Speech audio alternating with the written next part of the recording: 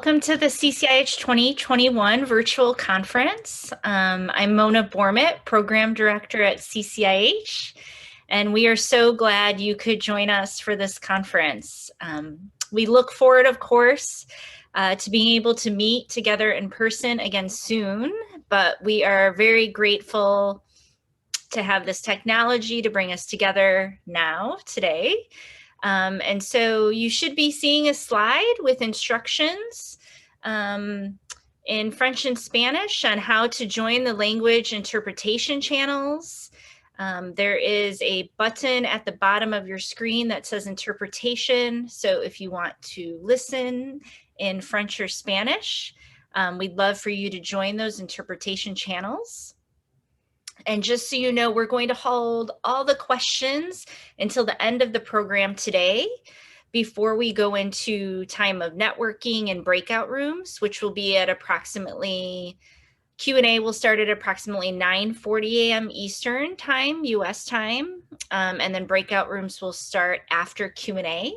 So we will be collecting questions until then. Feel free to use the chat box to introduce yourself. And we have staff monitoring the chat box to look at your questions and make sure our speakers see those.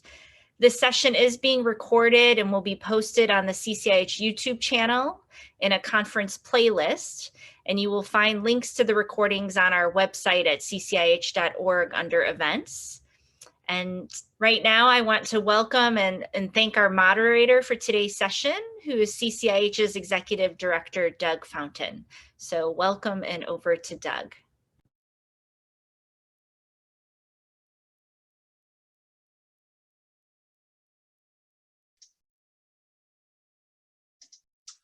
All right, well, thank you, Mona, and welcome to everybody who's joining us. Good morning, good afternoon, good evening, wherever you are in the world.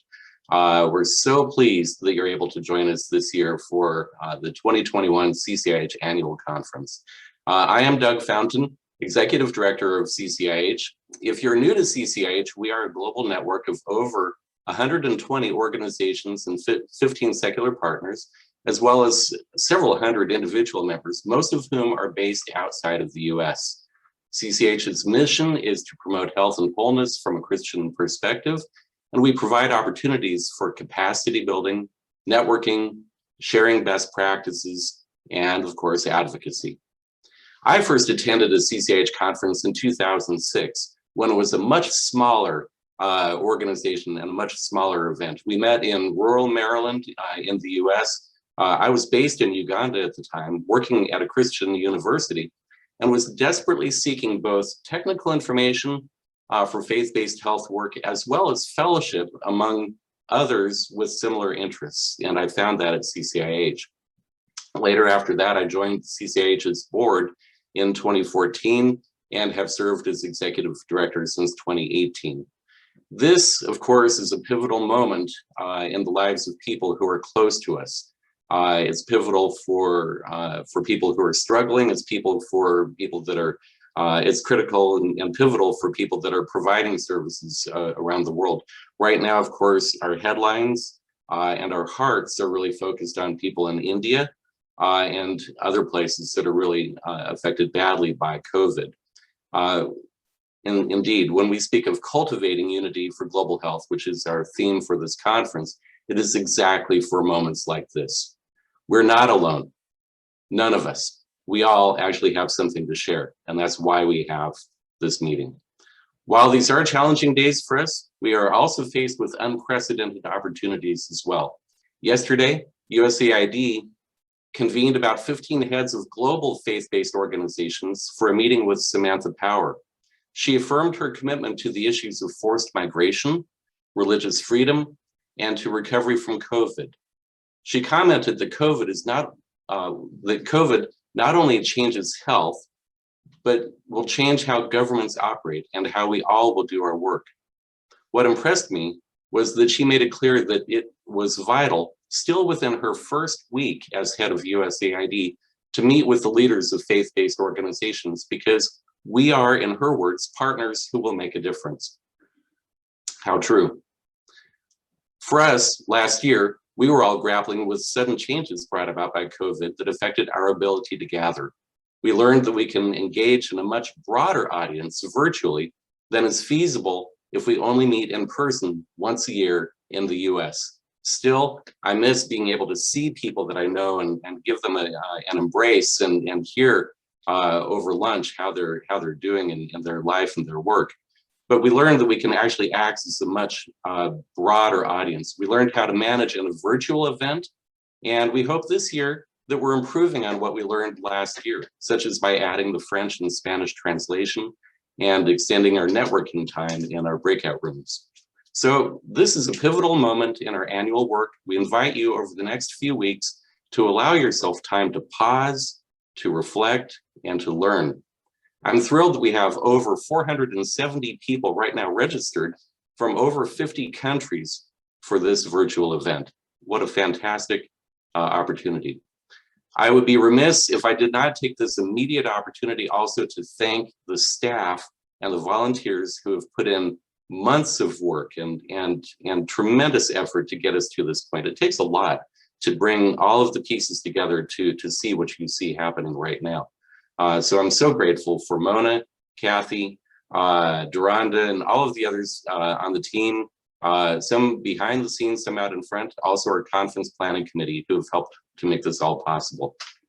We're also grateful for our sponsors who have helped to make this conference possible. As you know, we made this conference free for all of our friends and colleagues in low and middle income countries, but even running a virtual event like this is far from free for us. So we're grateful to our sponsors that make this all possible.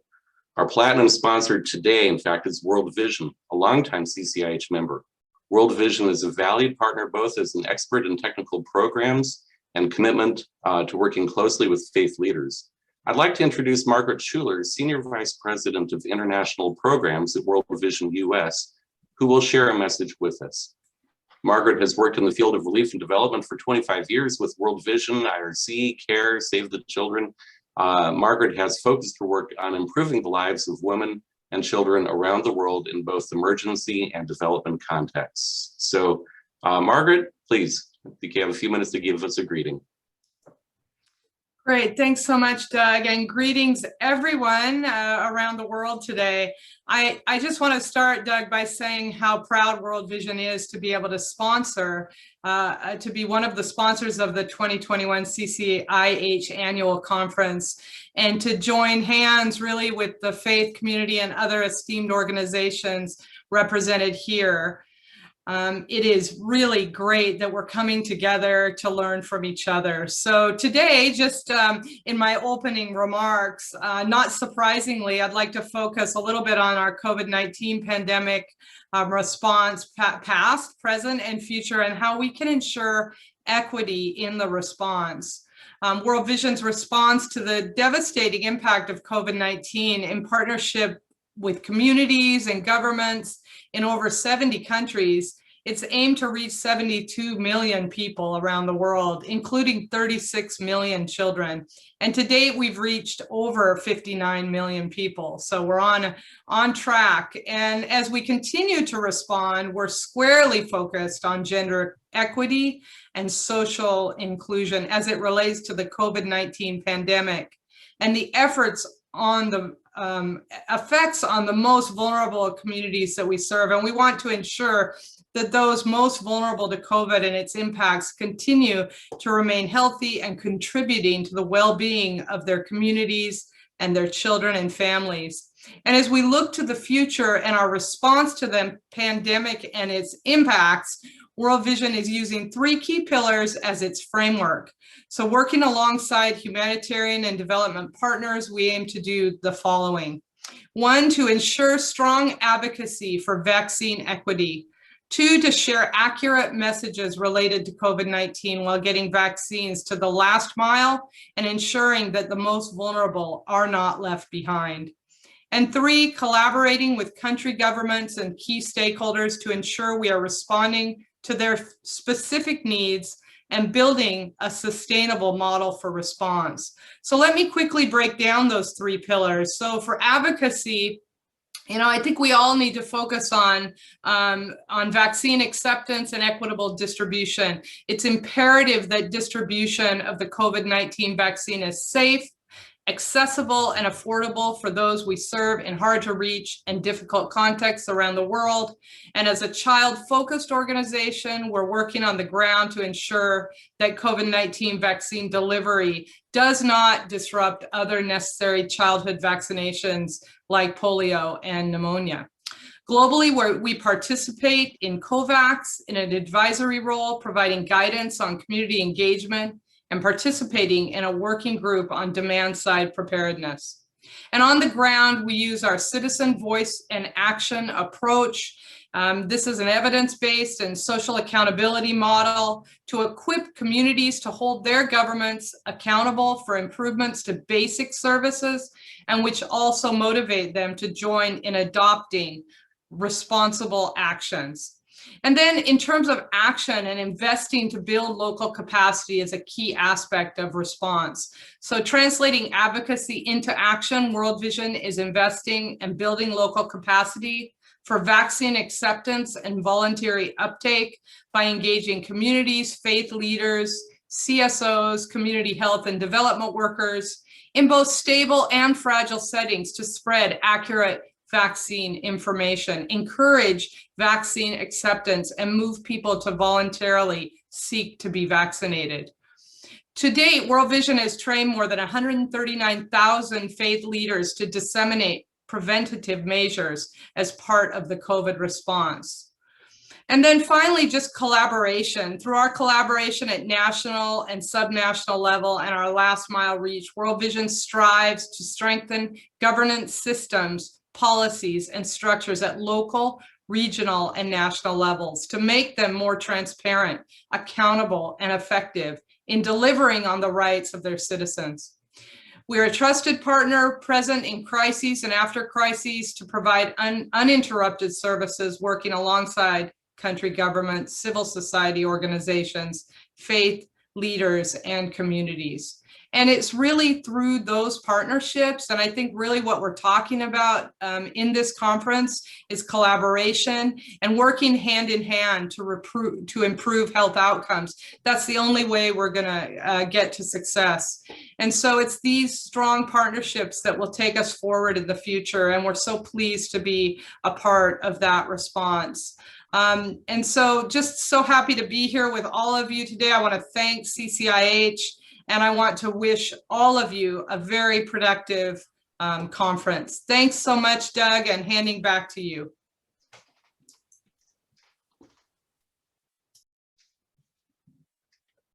Margaret, thank you so much. We really appreciate that and value the partnership with World Vision, and so impressive to hear the things that you're involved in there. Thank you for that. I hope that people will take advantage of the breakout rooms at the end of our session today. World Vision will be hosting one of the breakout rooms, and you would have an opportunity to meet with senior leaders in World Vision in that time. So the basic flow for our session today, we're going to hear an address to us in a moment, and then we'll have a discussion about ecumenical and interfaith approaches in working in global health. We'll hear a presentation about working with people with disabilities, and then we'll have a discussion about decolonizing global health, and that will get us right to the end point for today. So next, I am really privileged to introduce to you Dr. Joshua Bogunjoko of SIM.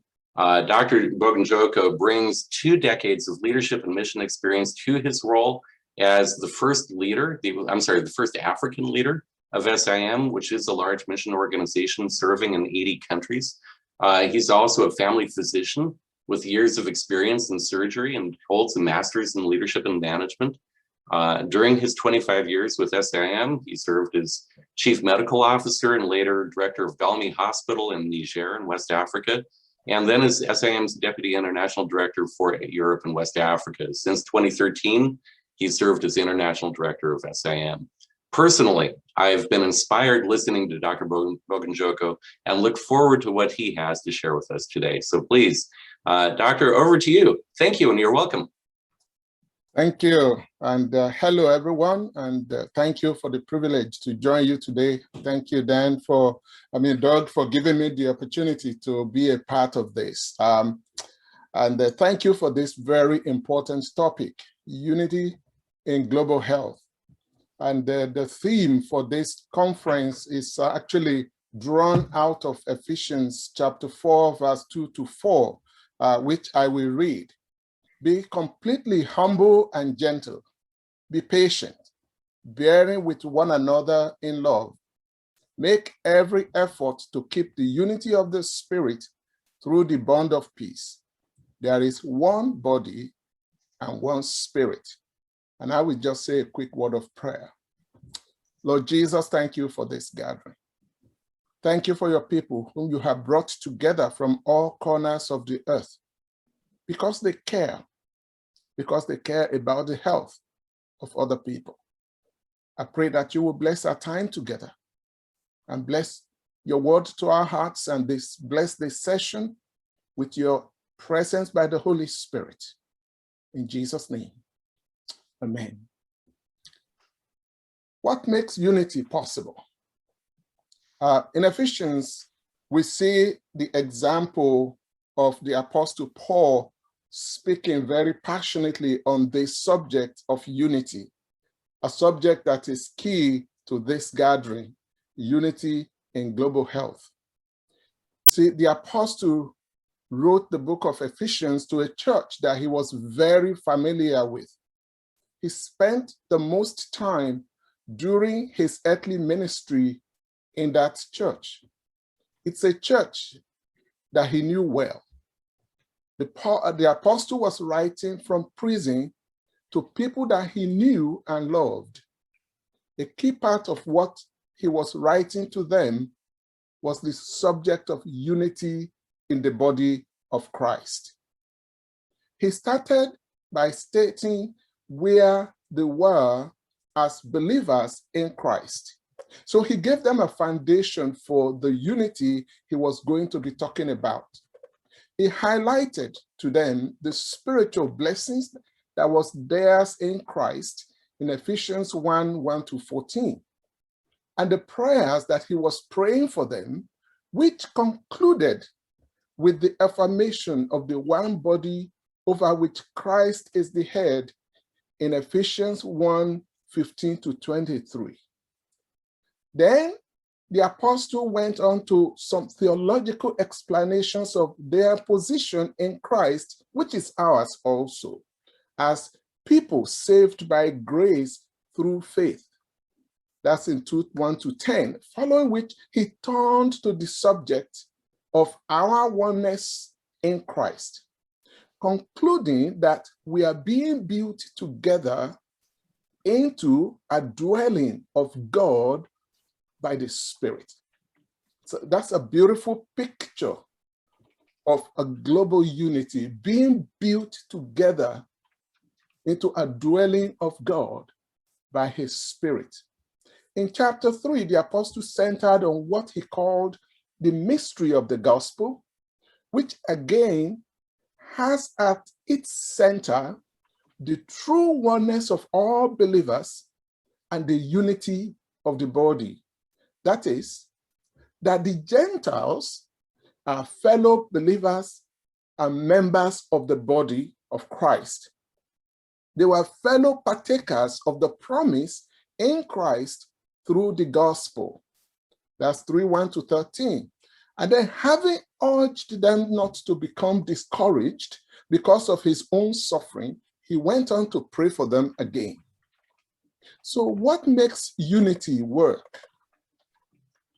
The apostle laid a broad foundation for what he was going to say in chapter 4, where we drew the passage that is the focus of this conference from.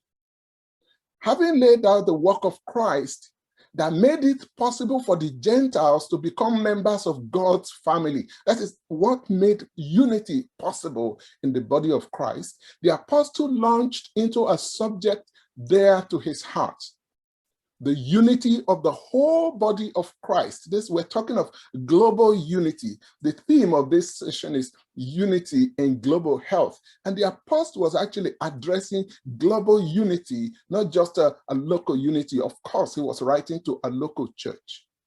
He started in chapter 4, verse 1 with this word, therefore.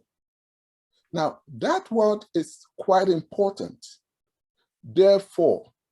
The meaning, the word he used in the original language, it's a word that extends what precedes it to its necessary consequence or logical conclusion. So therefore, in chapter 4, verse 1, connects all that he had been talking about to what he was going to be saying next. He builds on the preceding ground that he had laid. It introduces what must follow what he had already shared with them. You can call it the natural result of what preceded what he had said. Thus, what followed the word therefore is the natural result of all that Paul had laid out up to that point.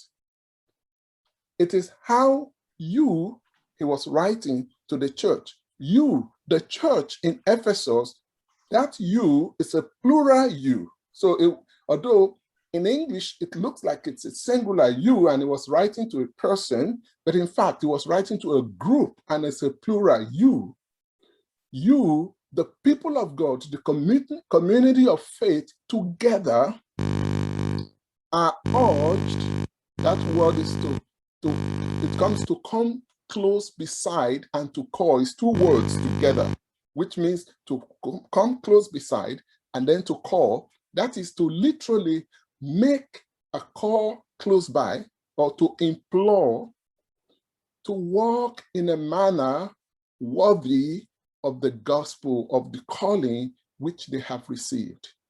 The apostle was now connecting the whole thing, what he had been saying from chapter 1 to 3 or through 3, in chapter 4 with therefore, and he was connecting it with this important statement he made in chapter 4, verse 1, which is that the people of God, the community, are called individually and together to walk in a manner worthy of the calling with which they have been called. And the word worthy there again means to be suitable. It should be recognized as fitting. You walk fitting the calling. It must match the value of the call you have received. So what value do we put on our call as healthcare workers in the global arena? As people that God has enabled to bring healthcare alongside with good news to people in different parts of the world. Remember, this is not just the individual call, but the call of the whole community to faith in Christ. This call, if we take the apostles' writing to apply it to this conference, the CCIH conference, this call goes to all of us together. And that is why this theme of unity in global health is valid, because it's a community call. It's a call to a whole group of people. It is a call to the mystery of the gospel that he so clearly explained in chapter 3, and to the fulfillment of the prayer which he urgently prayed for them. Christ dwelling in their hearts by faith, that they may be rooted and grounded in love, that they may be filled to all the fullness of God. He wanted them to live up to the value of this indescribable wealth of God's presence in their hearts and in their lives.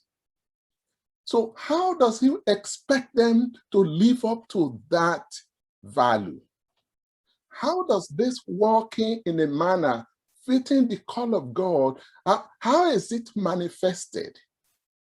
That is where the apostle comes to our passage, the passage that has been chosen for this conference. It manifests primarily through unity. It manifests by walking with all humility and gentleness, with patience, bearing with one another in love, eager to maintain the unity of the Spirit in the bond of peace. It is interesting to note how closely Ephesians 4:2 and 3 mirror Galatians 5:22 and 23, the passage on the fruit of the Spirit. The fruit of the Spirit is love, joy, peace, patience, kindness, goodness, faithfulness, gentleness, self-control, and so on. They were called in unity, and they were called to unity. A call that does not only apply to each member of the community, but applies to the united community together. Why is this so? Why is walking in all humility and gentleness, with patience, bearing with one another in love, being diligent to keep the unity of the Spirit in the bond of peace? Why is this important? Excuse me, why oneness? Well, the apostle answered that question too. In chapter 4, 4-6, he wrote, there is one body. And I want you to note how many times he will mention one. There is one body and one Spirit, just as you also were called in one hope of your calling, one Lord, one faith, one baptism, one God and Father of all, who is over all and through all and in all. 7 times he mentioned the word one. We might look at our world as disparate, as, segmented and fragmented, but in God's perspective, we are one. And so the call to healthcare and health ministry is one call to one people in one God. But why is unity needed? Is it because none of us have it all? We all need one another. In verse 7 of the same Ephesians 4, the apostle wrote, but to each one of us, grace was given according to the measure of Christ's gift. So in contrast to therefore in verse 1, there is but in verse 7. But to each one, that's a change in the emphasis. But everything he had written was applicable to the whole body, but within that body, there is a but. It was that each one of us within the body, each one of us called together, even each one of us in the healthcare arena, to each one of us, grace has been given, and that grace is given in measures. So we all don't have the same gift. The word measure there implies proportion.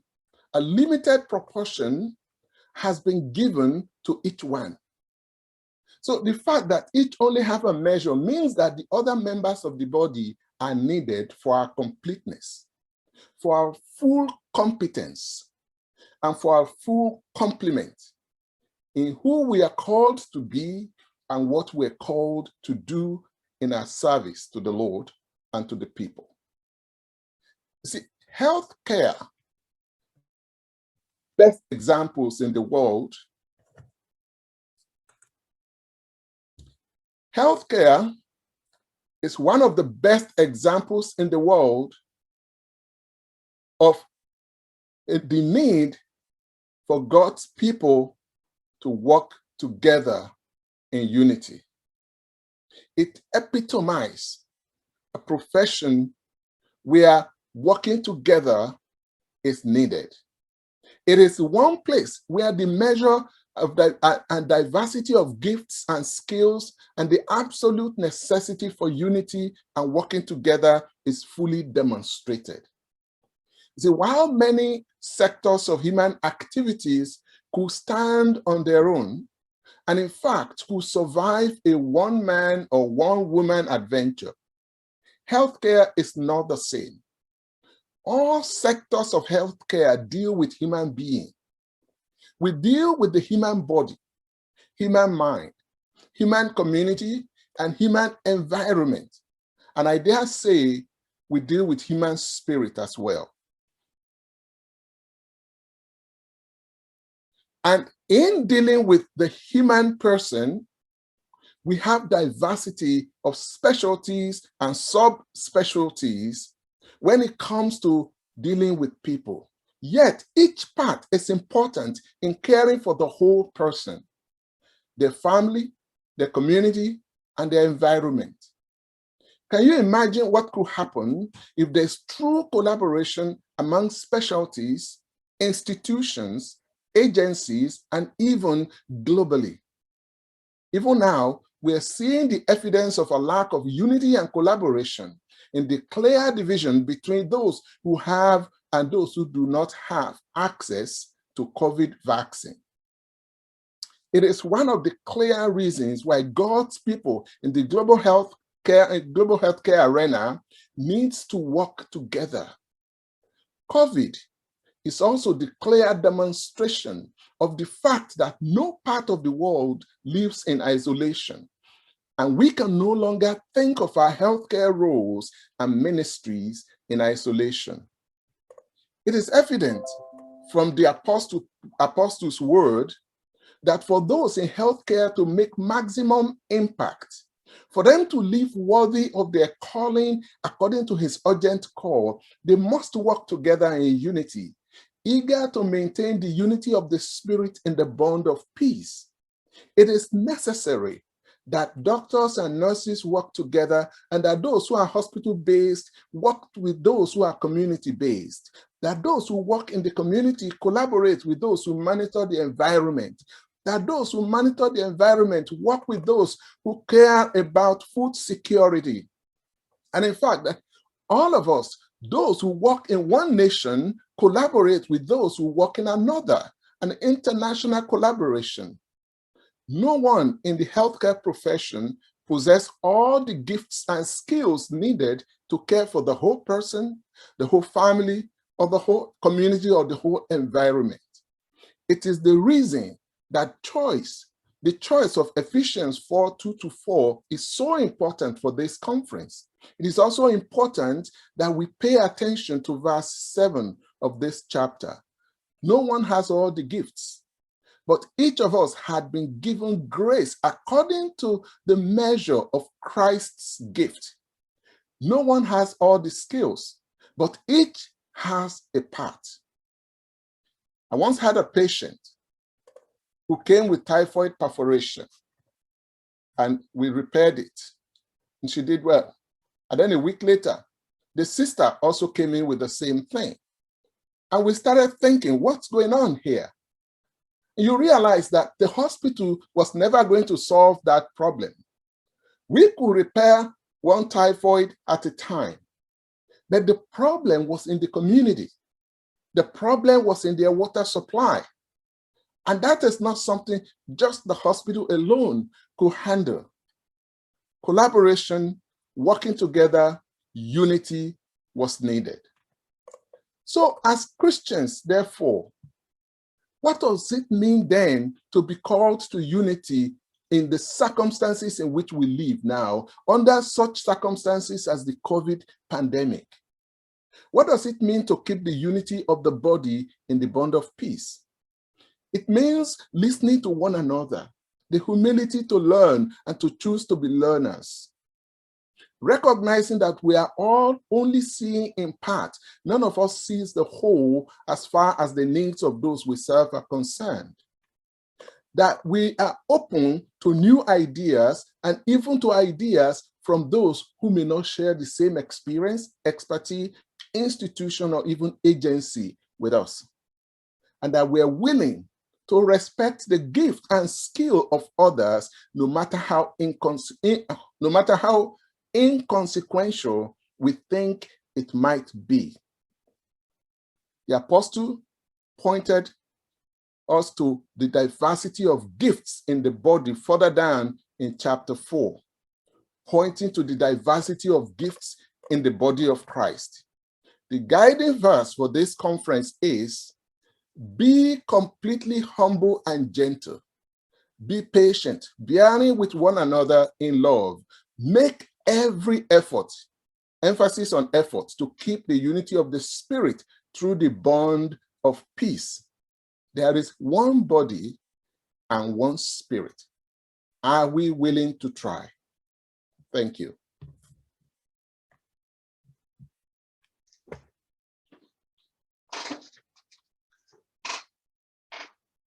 That was tremendous, Dr. Bogunjoko, and I'm blessed and lifted by the things that you said and all the help that you just provided to unpack our theme. I'm really struck by a few of the things that you said, but nothing quite as much as talking about the two patients with typhoid, who, you know, and frankly, you know, the implication that we have to listen, learn, recognize that each of us only see a part on something that is complex, means we also have to be open to ideas, even ideas from people who don't share the same perspective or expertise that we do. And so that's the practical hard work of working together towards unity in this. I also love, as you emphasized, that we are one. We are one. We are one now. It's not a future statement. And one means we're not divided. For all of the talk of our divisiveness in our current culture, this is something that is simply a truth. We are one. So thank you so much for that. I'm really blessed and appreciate that very much. Okay, as we transition from that, just a few things. One bit of housekeeping is to remember to put your questions into the chat box on the side. We have somebody who will harvest those questions and bring them forward at a later moment as we get to Q&A time. So please don't be shy. Don't feel like you have to wait. Feel free to share them in the chat box even now. And we're going to transition now to the next section, which is a discussion that I'll be moderating with three global experts. And the session is titled Going Further Together. It's really building off of this theme of working together in unity. Going further together, building ecumenical and interfaith collaboration for health. And we're going to be hearing from Dr. Mwenda from Christian Health Association of Kenya, Dr. Cherian, and Dr. Sally Smith as well. And I'll do proper intros to them. Why are we doing this session? One of the things that, in fact, when the idea first came up, it was around the idea of doing interfaith, and the conference planning committee really thought about the challenges that we're going to have and working across different lines, and said our first challenges are even working ecumenically, even among other Christian groups. How do we share together in one purpose and one vision? And then also, how do we then speak in strength and work across our interfaith lines? So it seemed very timely and practical for us to do this. So Dr. Mwenda, whose bio you see, is the General Secretary of the Christian Health Association of Kenya. Dr. Mwenda has used his skills and passion to build the capacity of emerging health leaders and to advocate for the significant role of FBOs in delivering quality health services to the most vulnerable populations. Dr. Cherian, next, is Associate Vice President and Senior Technical Director for Health and Nutrition at Corus International, which is a family of organizations that includes IMA World Health, and Dr. Cherian also sits on the board of directors for CCIH, and we're grateful for that. And then third is Dr. Sally Smith. Dr. Smith is a consultant at the WHO working on faith partner engagement, which we'll hear more about later in the conference, actually. She is also a visiting lecturer at the University of Leeds and is the coordinator of the Anglican Health and Community Network, which is a new creation. Her 30-year career in global health began with 16 years in Nepal, followed by 14 years working at UN AIDS as a senior advisor for community engagement on HIV, with a focus on faith-based organizations. Dr. Smith holds a doctorate in practical theology from Glasgow University. So we are really grateful that all three of these people are joining with us today. And we're going to have an open discussion, and I think we'll be able to see all of us on the screen together. And seeing a few of us. I don't see Dr. Smith yet on the screen. Let's see when we get her on board here. Give us just one moment. And there we are. That's great. Okay, wonderful. Well, thank you all for joining with us today and being part of this discussion. And you're warmly welcome. I'd like to give just a few minutes, 1 or 2 minutes for each of you to make just an introductory remark. Tell us a little bit about your work and your experience with ecumenical and interfaith collaboration. Does it make a difference? How do you know that it makes a difference? If you could start, Dr. Smith, we'll start with you, and then we'll go to Dr. Mwenda and then Dr. Cherian third. So please, Dr. Smith.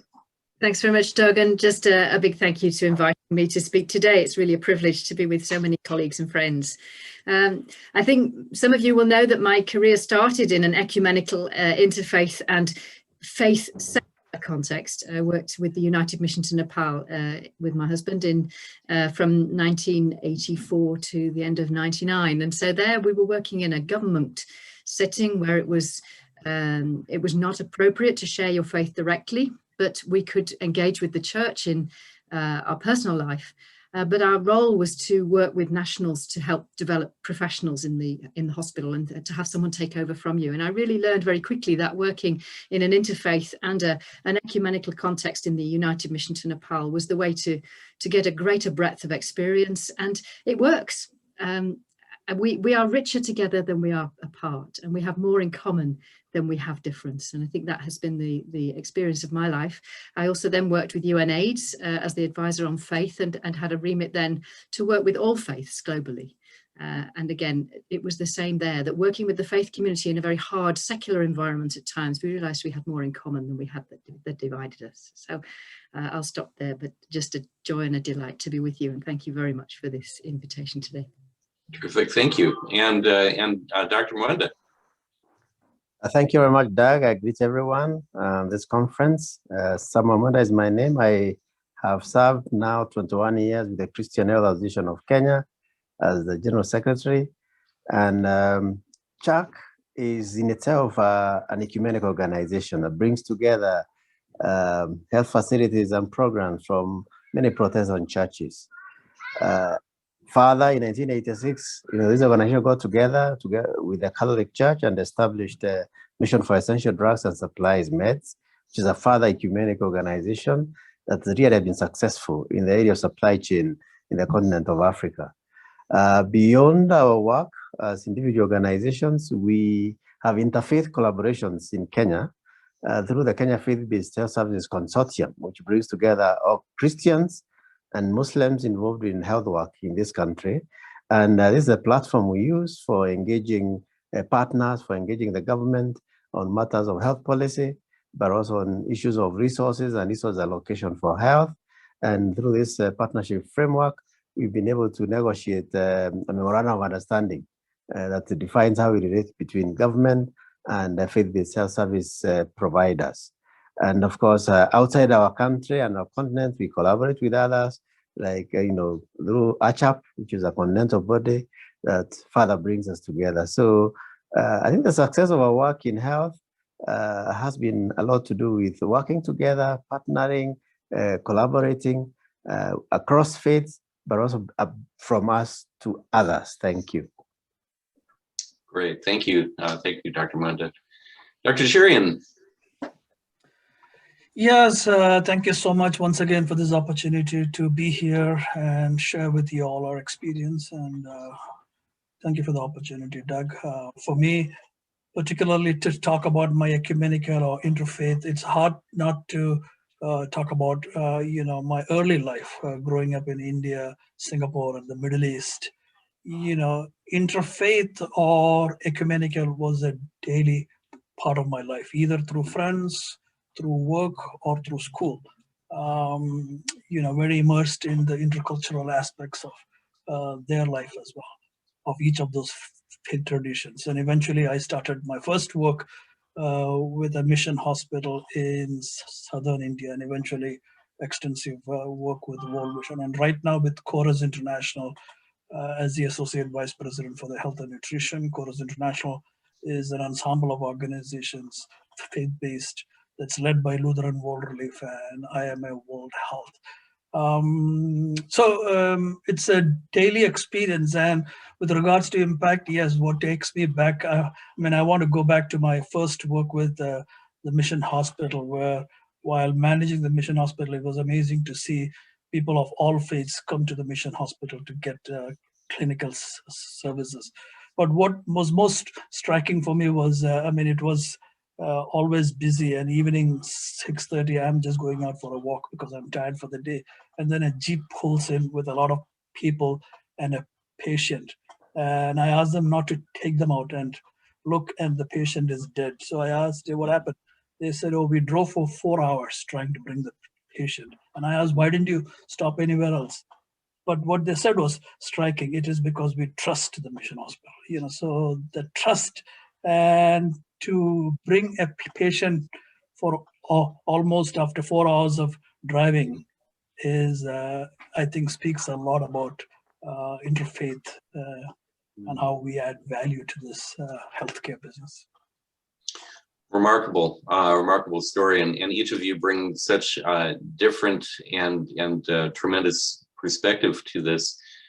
We just listened to Dr. Bogunjoko speak about a godly vision about unity, and I wonder if you would each reflect a little bit about what you see as the God-sized view of the values and purposes of both ecumenical and interfaith collaboration. I had somebody a few years ago say, as Christians, we should work with Christians. And it was just thrown down as a statement, as Christians, we should work with Christians. And I struggled with that, and I've still struggled with that. And I've wondered how I should have responded to him when that was said. Help me see a God-sized view of this issue. So who would like to start? Maybe we go with Dr. Smith again, and then move from there. Thanks very much, Doug. It's a challenge, isn't it? I think some of us live in our Christian bubble, and it's very difficult for us to break out of that. And to see that God created the whole world. He created every one of us equal, and that he created that creation as a beautiful creation for us to live in. And yet it is a fallen creation, and there is illness and suffering and death. And that part of our role is to help alleviate that suffering and to help bring life again. And I think, my experience is that many of the problems we face today in our society are highly complex problems. They're not simple. And complex problems require a comprehensive response. And I think no one of us have that full answer. We don't all have that full picture. We can't have success in the HIV epidemic if we do one thing only. The anything only approach doesn't work. We have to have a much broader response that will bring in different perspectives and different approaches to the problem. I've just been on a conference call the last hour with people from the medicines patent pool, looking at how we might solve the challenge of global equity around vaccines. It's highly complex, and we have people from the faith community. We had all faith leaders sitting together with technical experts from WHO, looking at how we can bring our faith advocacy to challenge some of the business interests within pharma, some of the political interests within countries that are engaging in nationalism around vaccines, and some of the hesitancy in the faith community and in local communities to take up the vaccines. Those are highly complex questions, and it boils down quite often to an issue of trust. And where religious leaders are trusted in a community, it's not just a religious message they bring. And as they listen to the concerns of that community, it's not religious concerns that they hear, it's all the concerns. And then we need to be able to address people's whole life and take on a whole complex range of issues in solving a problem. And so that's been my experience in HIV, in Ebola, in COVID, that when we work together, we are stronger than when we're alone. Wonderful. God-sized view of complex problems involves us working together and building that sense of trust. Love that. Dr. Cherian, any thoughts on this? Well, it makes me Well, thanks. Yeah, so it makes me think the God-sized view. I think about abundance of life. I was sometime back did a meditation on Mark, which is the healing of the Syrophoenician woman. I mean, her daughter. But in that experience, it was interesting as I reflected on it, how Jesus' primary ministry was among the Jews. But from that was an interesting experience of how he went and did healing among the Gentiles. So in other words, healing is for all, right? Mm. So therefore, it doesn't matter irrespective of what your faith tradition are. We are called to be healers for all, just like salvation is for all. So in that regard, I would say, if I were to take, COVID for that matter, what's happening right now is COVID I can see as a security threat, because the way it impacts populations and deaths that it creates, and it just fragments societies. We have a moral obligation to ask, what's our response and how do we bring interfaith communities together for peace, for health, and to build security. So it's a much more deeper, broader, and all the more important that we are called to work together to respond to some of these important and crises, I would say. Okay. Dr. Mwenda, any particular perspective on the God-sized view of the working interfaith or ecumenically?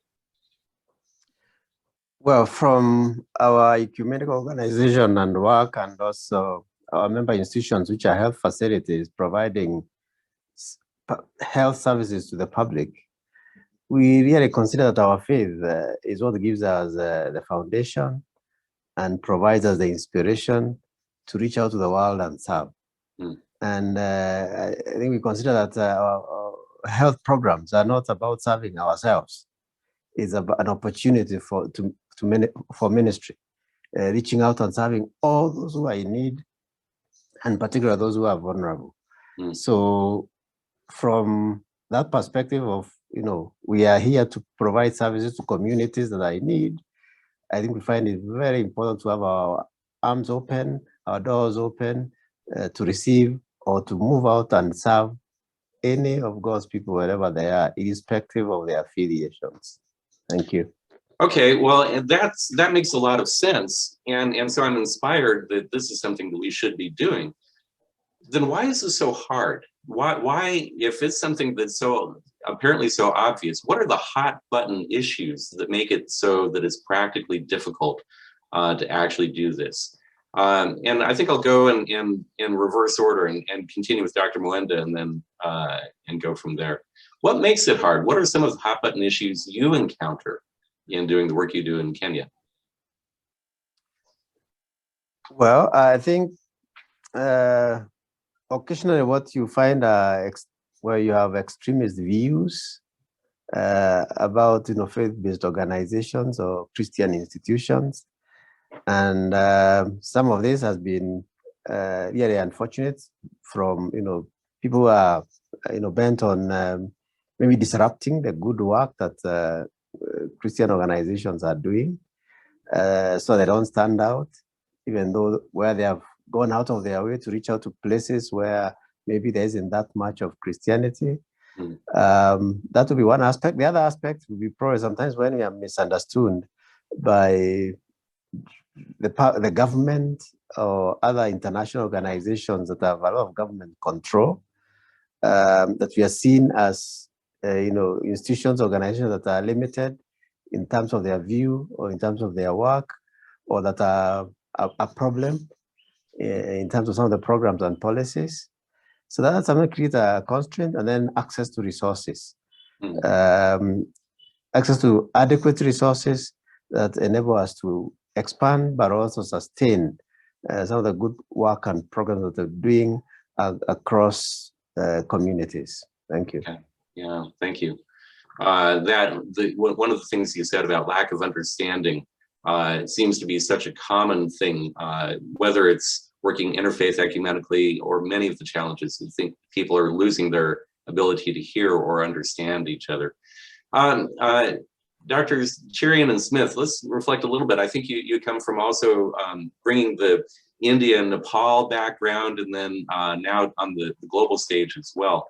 Dr. Cherian, what perspectives do you have about the hot button issues?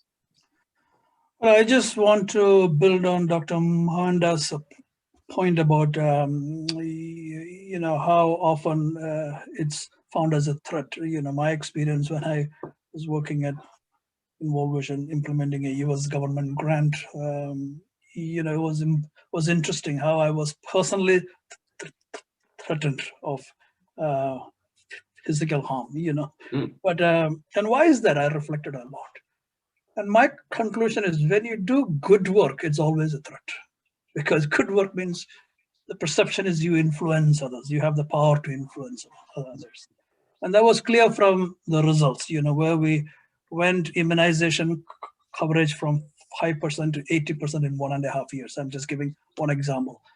This is very clear in my mind still, even after 2 decades, because that was the impact of the work. But I have to accept, and we all have to accept the fact that every faith is grounded in social and cultural context. You know, there is no faith that is not grounded. So what one would call as a faith conviction often may be more of a cultural or a social issue that they are highlighting, you know.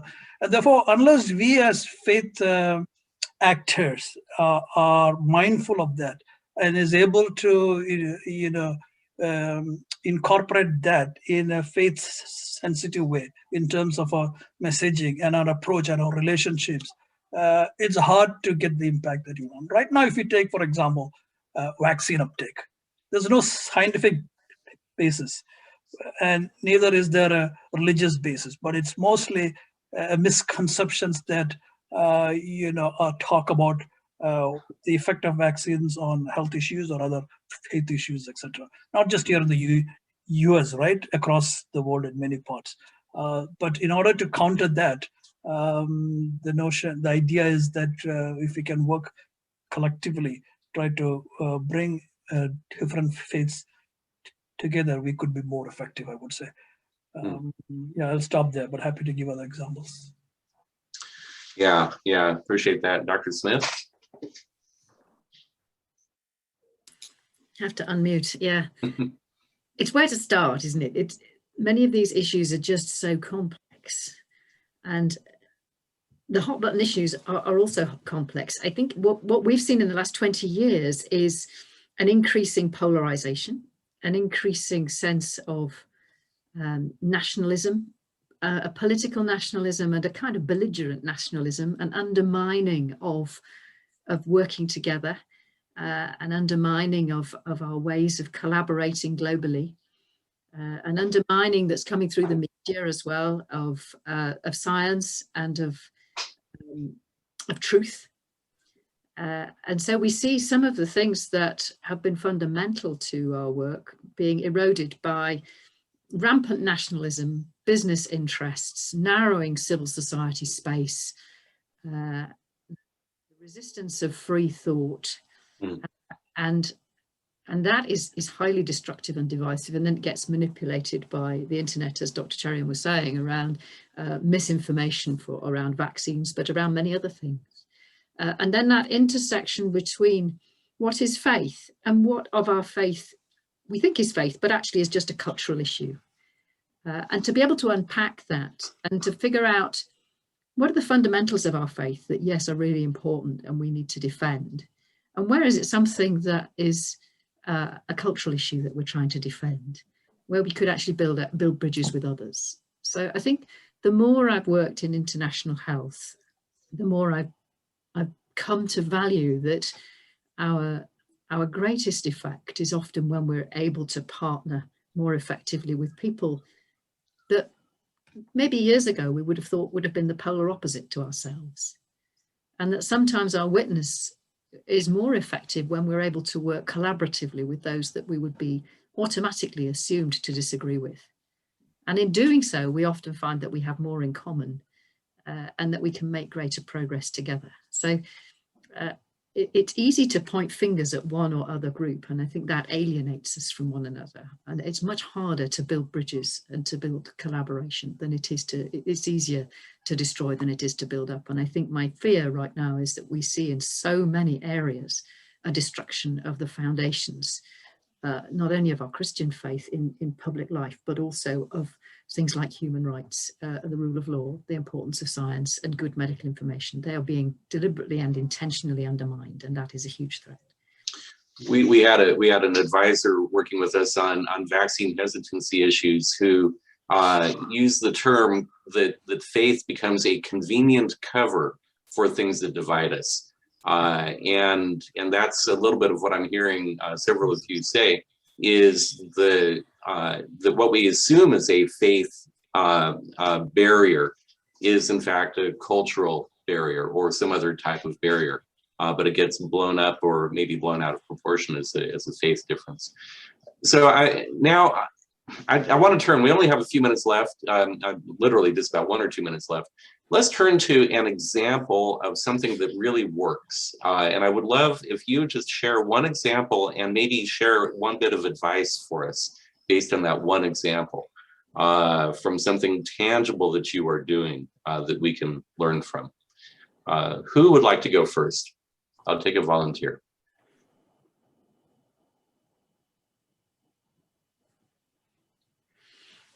Well, Doug, I can go.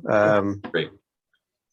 I have many examples, but I think one that I really want to give is the work that we are doing together as through Interfaith collaboration here in Kenya. We agreed to create a framework, the Kenya Faith-Based Health Services Consortium, that brings the different faiths together. And through it, we have found it an avenue for getting together to share, to exchange, to learn from each other, but also to strategize when we want to engage government and other major stakeholders on matters of health, or when we want to clarify the faith-based perspective on issues that are around us.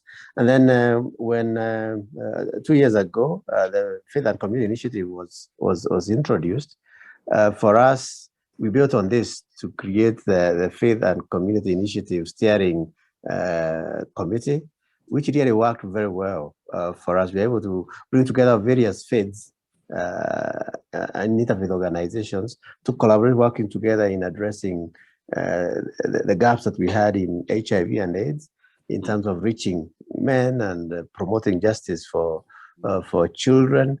And we have actually continued to build on that platform even up to today, and we are grateful for partners even for recognizing that platform. Thank you. Wonderful. Any final word of advice for us, Dr. Mwenda? Well, from where I sit, I celebrate being able to work, collaborate and work with others, both at an individual level, but also as organizations. There's great value in opening our doors to collaborate, to engage, to network, to learn from each other. And where we have, common agenda, to get together and work together, building each other, lifting each other, but more importantly, presenting a common voice. Thank you. Wonderful. Thank you. Dr. Cherian. Well, if I may give two examples. One is, through my earlier work with World Vision, and the Channels of Hope is an interesting and a very good module that tries to bring together faith actors on various issues of health and non-health issues as well, like child protection, etc. So that's a good model, I think. And the other one right now at Corus International, a lot of the work we do around gender-based violence and bringing together faith communities to end violence against women. And our work with sojourners to publish, report, and to mobilize faith actors, I think, are excellent examples of bringing together and working across denominations, also interfaith as well, I would say. Yes. Those are great examples. Channels of Hope is one that a lot of people point to because it is a globally available program and curriculum. So yeah, thank you for that. Dennis, any final word of advice for us? Well, my final word of advice is, if I may take 30 seconds, is, as I said, there is a tale about a king in India who brought together 7 blind men and an elephant, and each of them touched each part, and one touched the ear and said it's a fan, other touched the trunk and said it's a snake, etc. But the point is, so my brother-in-law is a professor at Union Theological. That's his book called Circling the Elephant, which is a great read about interfaith work. But the point is this, presence of difference, it doesn't mean that things have gone bad. Presence of difference is what should bring us together, I think, because in this work, we are not necessarily united by a common ideology. Okay, a lot of differences, diversity, and if I am to speak about unity in global health, that's where I need to focus on, bringing together irrespective of our disagreements, is what I would say. Presence of difference doesn't mean there's a problem. I'm going to write that one down too. Thank you. Okay, Dr. Smith, so you're going to get the final word, a specific idea and a final takeaway for us. Lovely, thank you, Doug. And again, thank you to Dr. Mwenda and Dr. Cherian for some brilliant examples there. Just one quick one, when I was working with WHO on the Ebola response and went to Sierra Leone to work with the Interfaith Council there on implementing the safe and dignified burial protocol, the critical thing was that we listen to one another. So often we put one another in a box. And so some of the scientists were saying to me, these people are stupid. Don't they understand if they don't, and their bodies, they will all get the infection and they'll all die. And the religious leaders were saying to me, don't these people understand? If we don't bury our people properly, then they will not find their way to heaven. And when they sat down and worked together and we turned a dead body management protocol into a safe and dignified burial protocol, the religious leaders understood the principles of infection control. And once it was explained to them, they said, oh, we don't need to wash the body and kiss the body. We can sprinkle holy water on the body and we can wave a hand over the face and we can say a prayer. And so together they were able to come up with something that worked. And what was interesting was at the end, there were many things that were introduced into the pandemic response of Ebola at that point that turned the epidemic around. And the scientists said, look at all the things that we introduced. And the religious leaders said, it was the point at which they sat and listened to the community that epidemic turned. And it's so often being able to sit together and listen is the point that makes the point at which we make a difference. So the togetherness and the listening, I think, are key.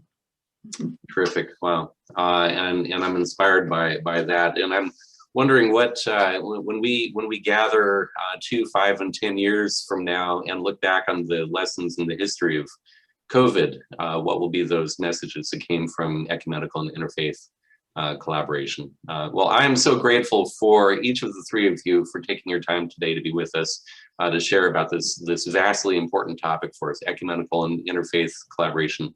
I am, let me head back to my notes here. I'm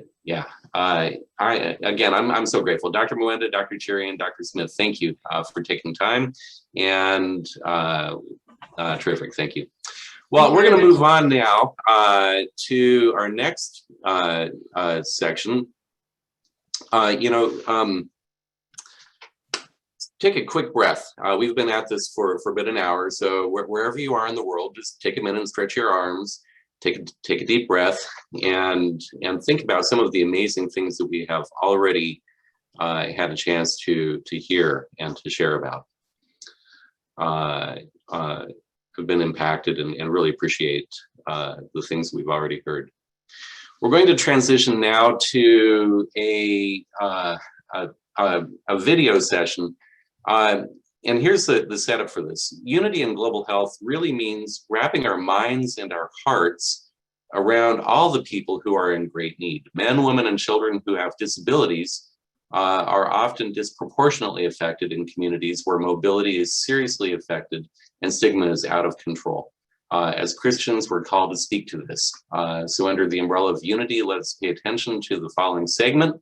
It's called Jesus Modeled Care for Those with Disabilities. We're blessed to hear from some special people, thanks to Kupenda for the children. Kupenda means love in Swahili, and that's what Kupenda does. They work in active partnerships in Africa and Haiti, educating families and communities about the rights of children with disabilities and how to support them by advocating for their medical care, education, legal rights, and inclusion in all aspects of society. And let's hear the perspective of 3 people in Kenya as well as learn about assistive technology. So with that, I'll turn it over to the video. Thank you.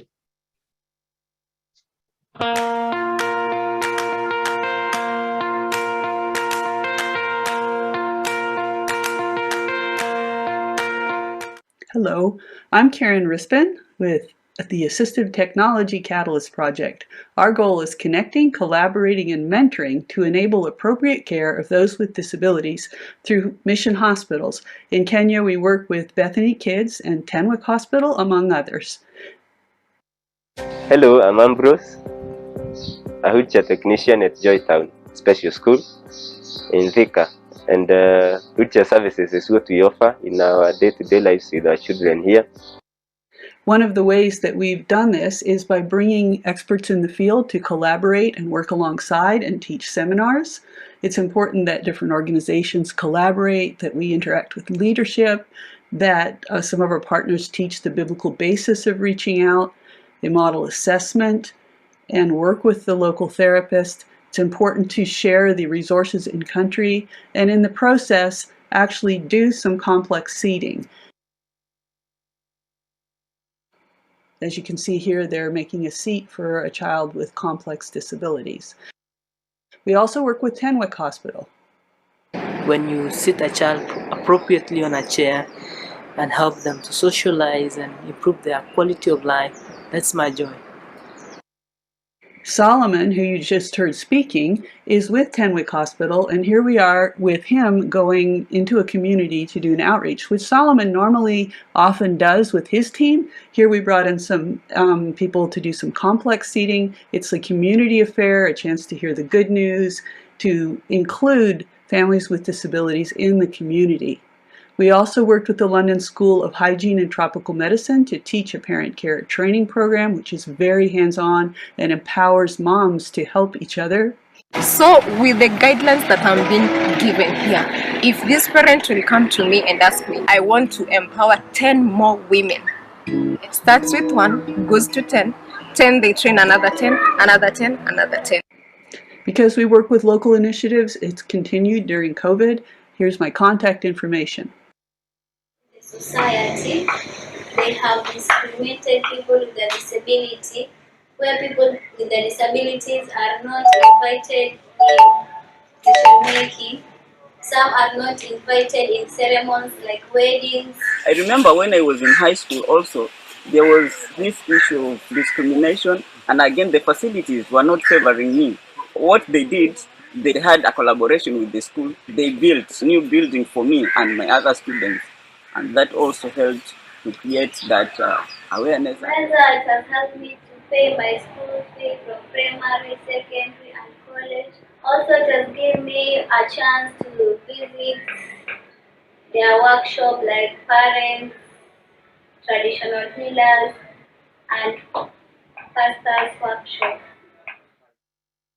Recently, I formed a group of persons with disabilities in our area. I brought people living with disabilities, so we want to help themselves, not depending on other people's help. So currently we are working on the certificate so that now these people can get support from the government.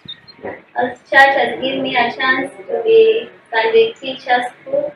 They're giving me some opportunity to tell the doctors, the church leader, traditional giver, and the government leadership. They give me opportunity of speaking. First, they should welcome all the people with disability in the church so that they can feel the part of the church. to make their places of worship accessible to the people with a disability. There was a time the church was being rebuilt again. The reverend himself, because initially he didn't have ramps, I was struggling. He made sure that there were ramps. Father Mangi, help me. They are teaching me. I'm an important person. Despite I'm disabled, they are teaching me how to think. They are teaching me how to preach. When the pastors give me this opportunity, I feel good and better. The church helps me. The church or the Christian, they must invite the disabled to the church, and not only to welcome them, but give them opportunity of singing, preaching. I think the Christian community should, one, jump into the issue of creating awareness. There is a massive awareness which needs to be done so that these people can be included even in the church first, because even in the church still there are people who are not able to embrace persons with disabilities. Getting out to the community and start sensitizing the community on issues or matters of disability so that we can be one community.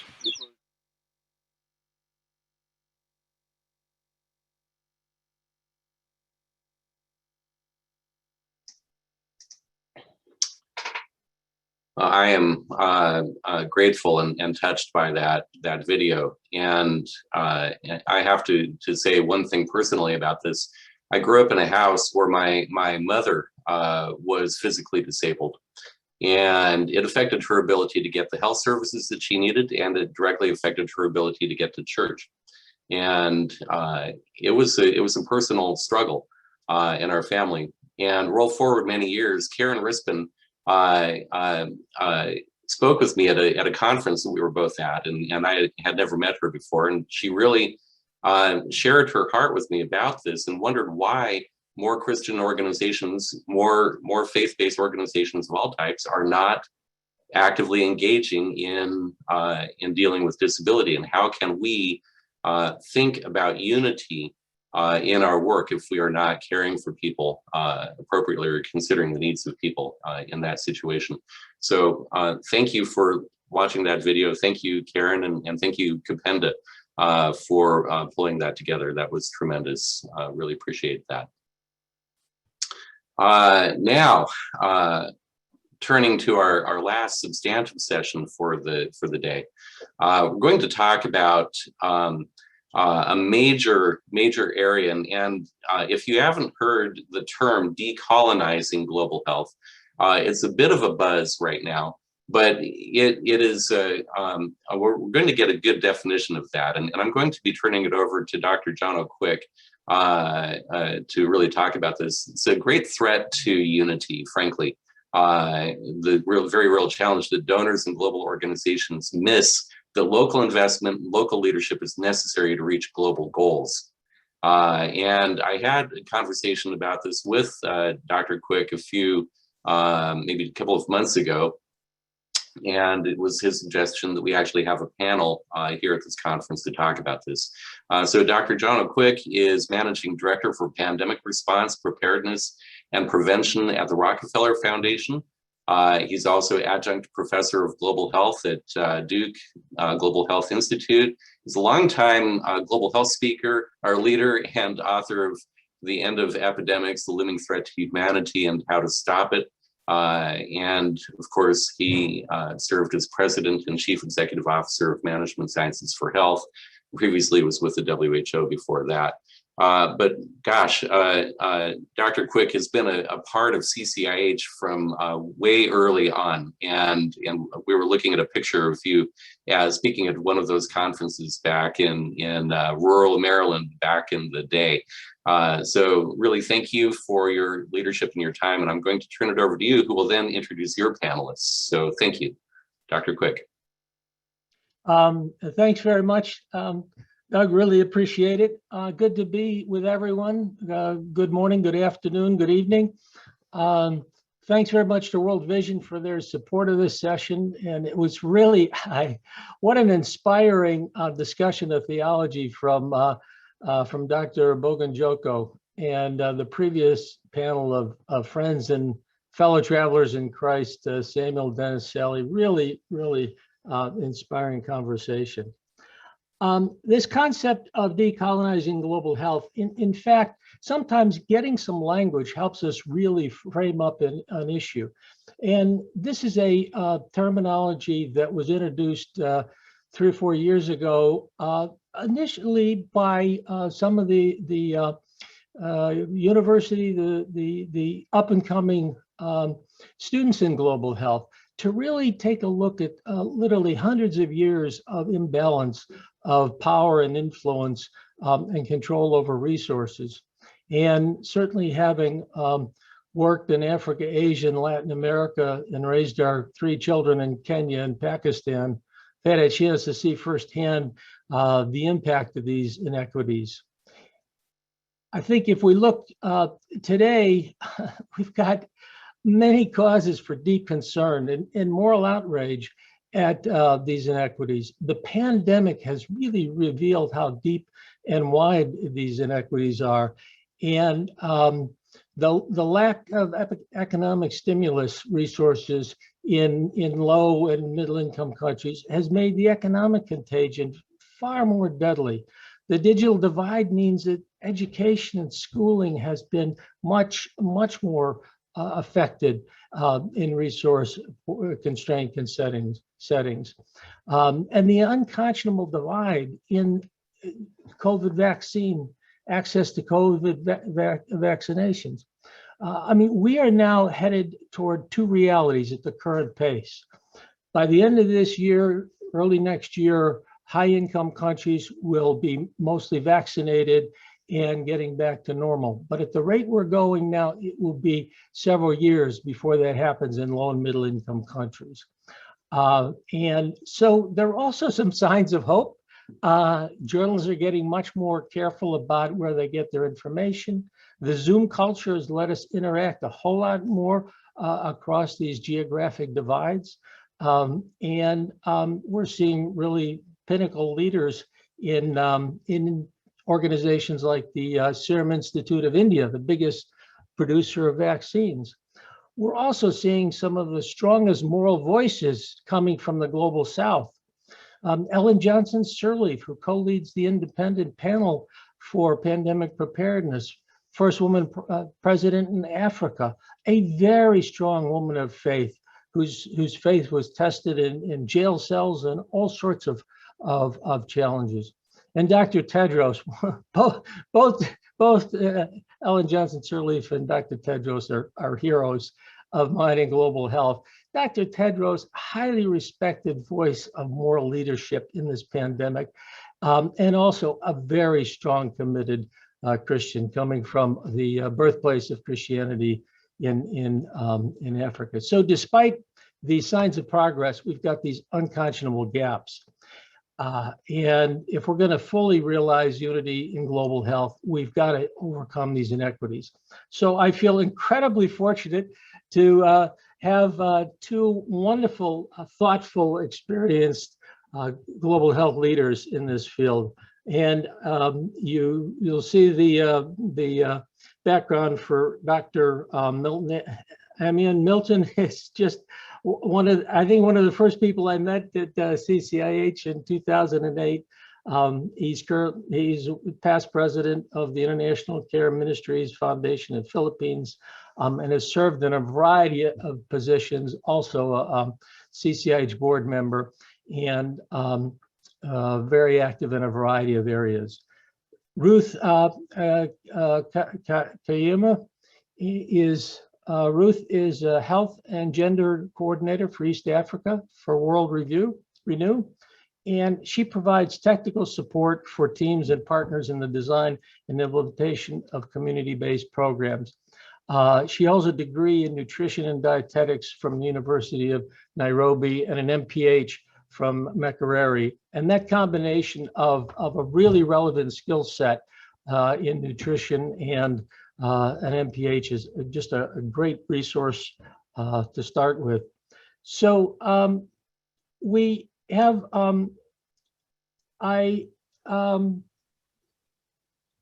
we also had set up a survey to actually see what your views were on the whole issue of global inequities, whether the pandemic has changed at the international level, at the local level, and how it may have affected the role of faith in your own situations. But I think in the interest of time, I would like to go straight to the discussion. And so first of all, to Ruth. Ruth, can you give us some vivid examples of problems that you've seen in the historical legacy in the colonial legacy in this area? What are some of the adverse outcomes, and how and why do we keep getting these things wrong? Mm-hmm. Thank you so much, Jono, for that. I believe it's a discussion, as you've said, that has begun to take root, and everyone has begun to talk about the issue of decolonization. And I believe the bigger issue now is because we are beginning to become more and more aware of the historical injustices that are deeply embedded within global health at the moment, and that continue to cause disparities between the global north and the global south. One concrete example I can give is, say, on the issue of decision-making when it comes to setting the agendas for global health, and when it comes to setting priorities, setting themes, dividing where resources will go. It brings a big imbalance that the global north seems to be more at the table when it comes to this, and then is simply giving to the global south decisions and resources to carry out work. And many times you find that when we are doing the programming on the ground, it leads to a mismatch between what the decisions that have been made, let's say we call it upstairs, and what the true needs of the community are. So many times we're ending up with projects that do not translate to the actual needs of the community. Okay. So that's a real concern there. Milton, what are some examples that you see?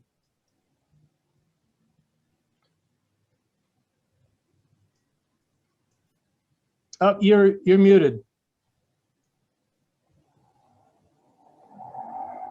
Good evening, everyone. I just wanted to underline some of the points that Ruth just mentioned, that the current state of global health in the world today was established because of a power structure that was built on money and resources, competence of human resources, and there's also the issue of tradition.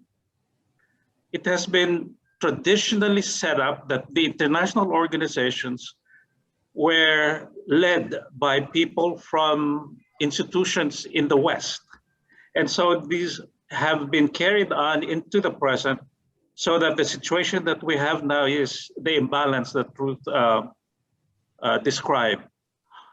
However, there are examples right now of desire for change, and there are initiatives in the third world, in the two-thirds world, to change the situation and put more justice into the system. So can you give us some examples? What are some of the signs of progress? Let's start with you, Milton. What are some of the signs of progress? Yeah, for example, the issue of poverty, TB, HIV. Let's take poverty in the Philippines. The pandemic has actually increased the numbers of poor people again.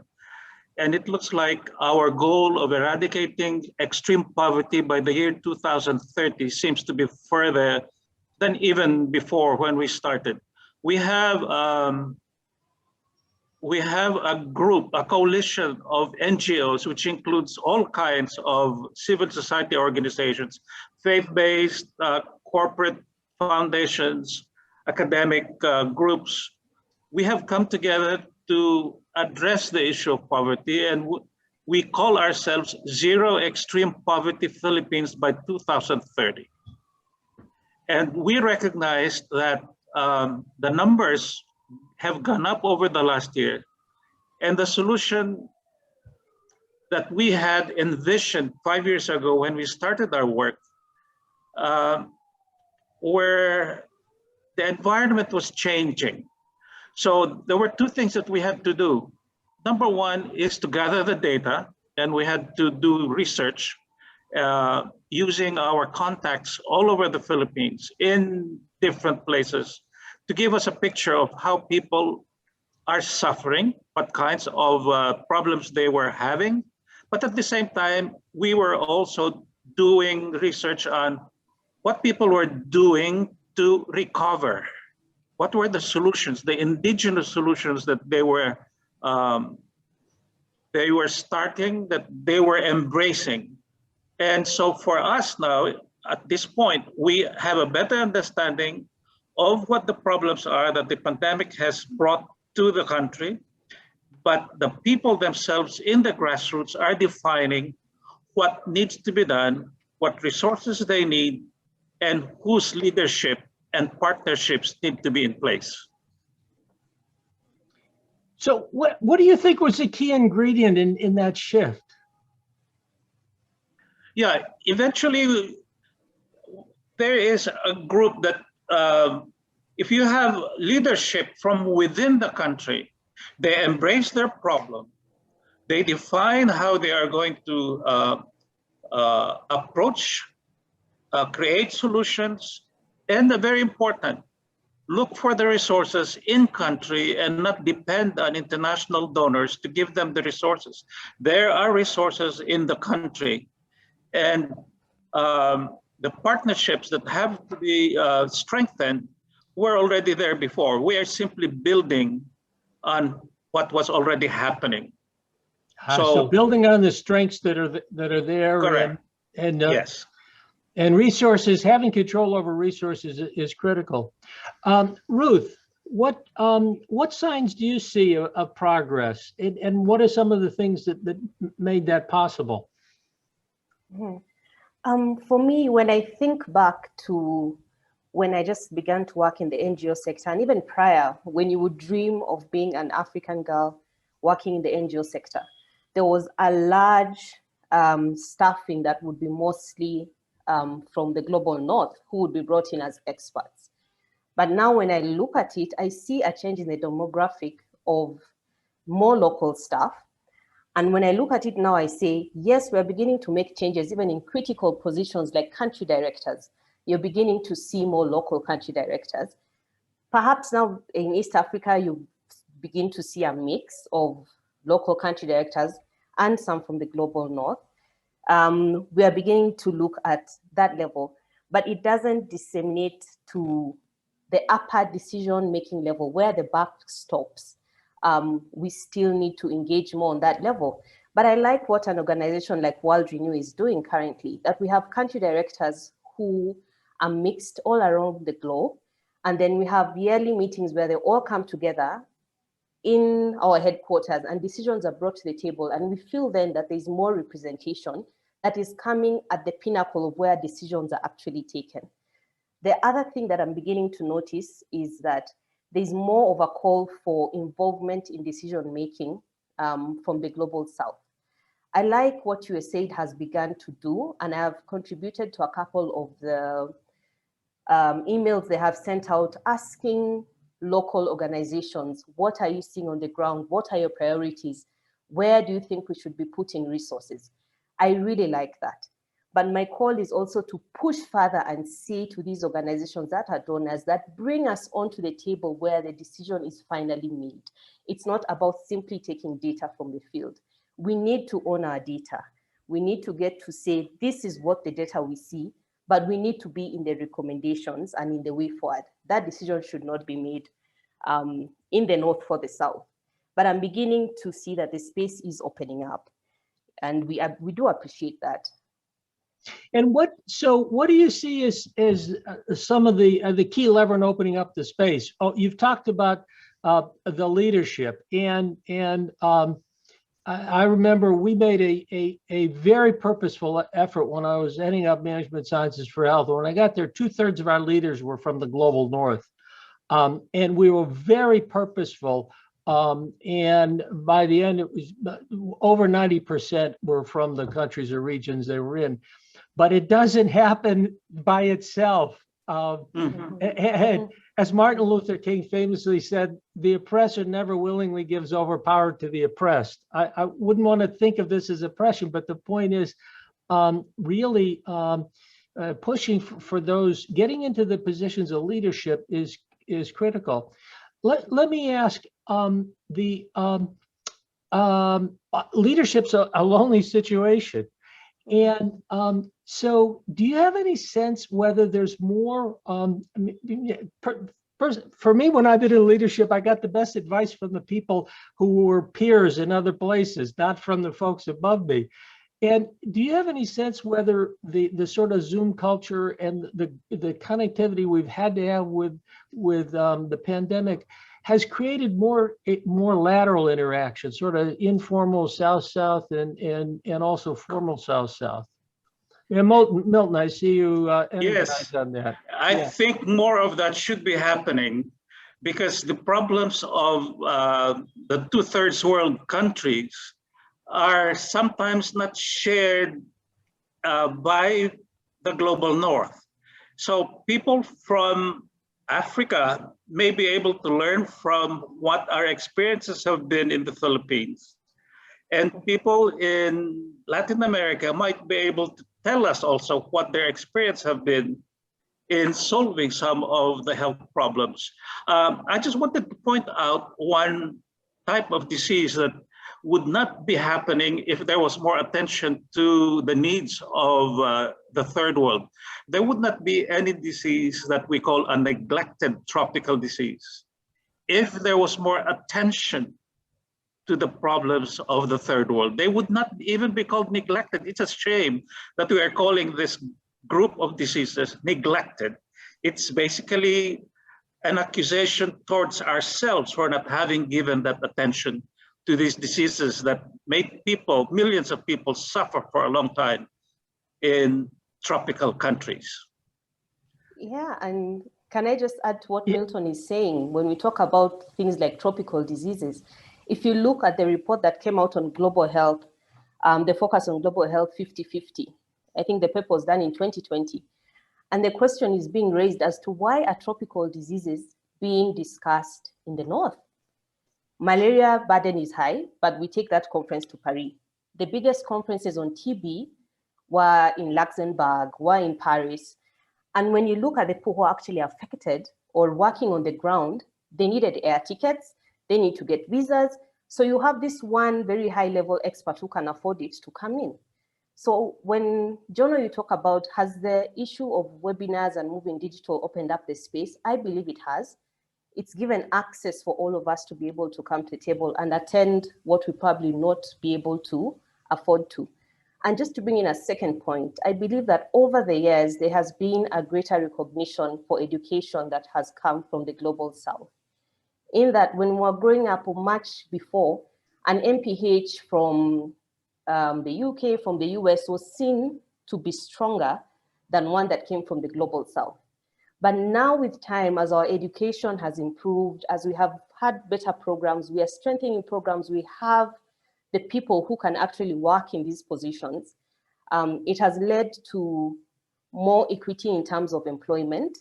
And secondly, it has empowered our governments to be able to put policies in place that say we need to restrict the amount of expatriates that we bring into the countries, but we have a basis as to why we restrict them, because our education is strong enough, it is comparable to the international platform. Very solid. Getting the leadership and strengthening the education and just getting that cross conversation and information. I mean, information is so powerful. Yeah. And that Global Health 50/50 report, I would really commend that to people, because it is shocking. Hundreds of years into this effort of the world getting more connected, that it's still as inequitable as it is. Milton, and then I think we need to, I'm looking at Doug for a sign. I think we probably need to start coming to okay, good. There is one area that I think those of us in the 2/3 world have to be more conversant with, and that is, you talked about information, I would call it research. We need to investigate what the problems are, look at the big picture and the causes and effects of why things happen. It is not a traditional area of expertise of many of us who are in the 2/3 world, although that's growing and it's increasing. But we still need to make sure that we are doing the rigor that's necessary to make sure that our policy decisions and our programmatic designs are evidence-based and supported by data. Ruth? Yeah, I think just to build on what Milton has said, I think we need to also begin to look at the issue of the unseen labor in public health or in the health sciences. I don't think it's really an issue of that there's no research. It's an issue of who is publishing and who is seen in the papers. Remember, we are submitting papers to institutions that have been there for hundreds of years. They're strong. Getting papers that come in from the global south, I don't know why it tends to be a bit more difficult. But it's about saying, who are the editors of these publishing houses? Can they take on more papers from the 2/3? And can we also build our own journals and reference our own journals, strengthen our systems in that area, so that our research, which is there, we have universities, we have professors who are doing so much, but they can't get into, not everybody can get into the Lancet, because it's the Lancet. And we can have, and there are now journals that are beginning to come up. We have African journals that are beginning to come up, and we need to strengthen them. We have those in Asia that are coming up, and we need to strengthen them, so that we all come to the table then collaboratively. Well, I think let me offer you each one short last word on the whole issue of how we achieve unity in global health by overcoming these historical inequities. Let me turn first to Milton. Yeah, for those of us who come from a traditional third world country, we need to make sure that we are able to advocate for what we need and for a balance and justice in the decision-making in international headquarters of organizations.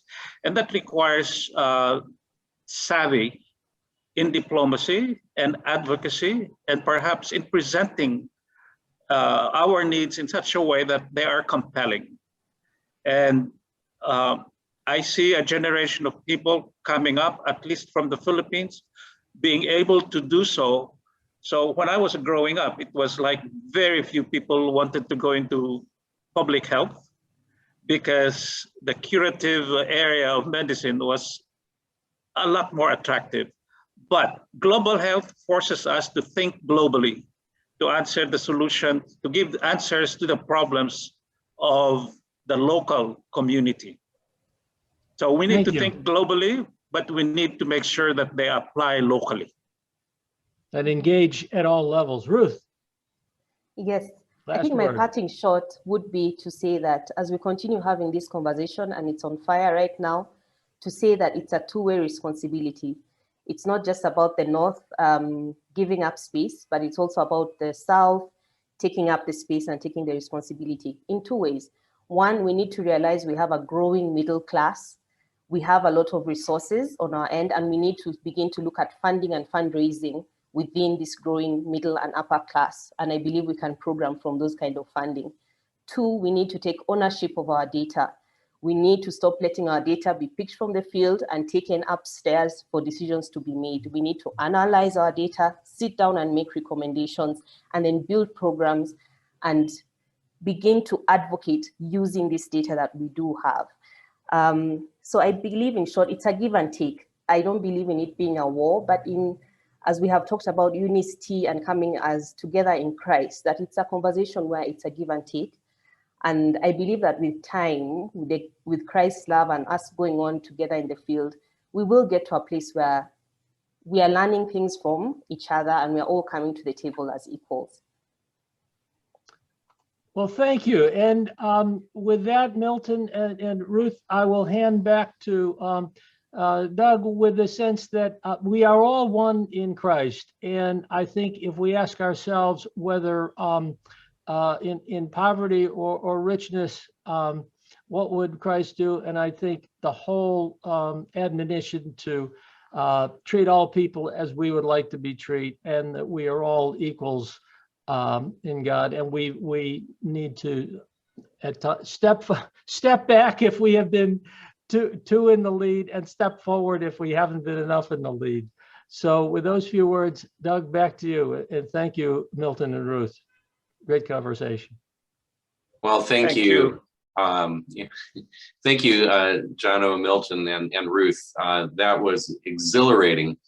Jono, I think the conversations that you and I had about the future and the future of leadership, this is exactly the type of thing that we need to anticipate. Is how do we foster that? So as people that come from high income backgrounds and contexts, what do I need to learn differently? How do I have to change my attitude and my language and my stance and posture?